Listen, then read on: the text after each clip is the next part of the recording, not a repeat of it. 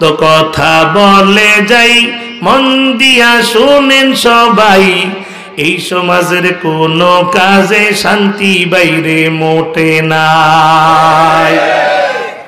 আপনারা ওলিয়া উলিয়ার দেশের মানুষ, আপনাদের এই দেশে আগে দিন আসছে, পরে আমরা ঢাকাওয়ালারা পাইছি, কথা কয় না কয়? তাহলে আপনাদের আওয়াজটা এত কম হবে এটা তো মনেই করি নাই কোনোদিন।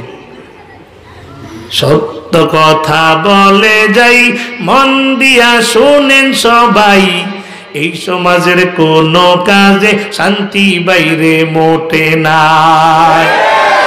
শান্তি বাগে নাই রে শান্তি, আরাম বাগে নাই আরাম, দ্রব্য মূল্যের দাম শুনিয়া জনগণের ঘুম হারাম।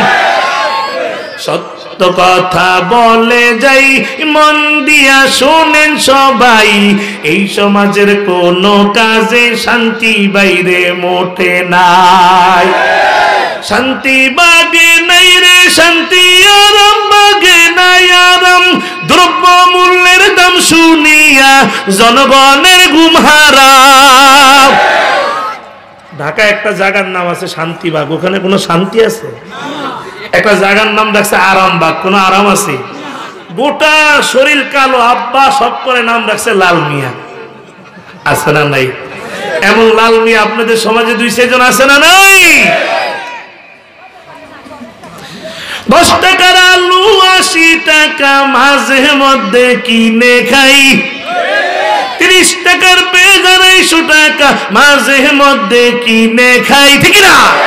বাংলাদেশে ব্যবসার মধ্যে সিন্ডিকেটের অভাব নাই। সত্য কথা বলে যাই, মন দিয়া শুনেন সবাই, এই সমাজের কোনো কাজে শান্তি বাইরে মোটে নাই।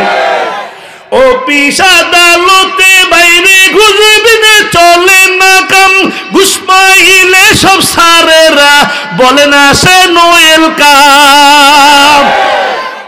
সিলেটে ঘুষ টুস চলেনি কি? এই এলাকায় চলে? কয় কি রলিয়া উলিয়া দেশ না, আমি তো ঢাকার কথা বলতেছি, এখানে ঘুষ চলে।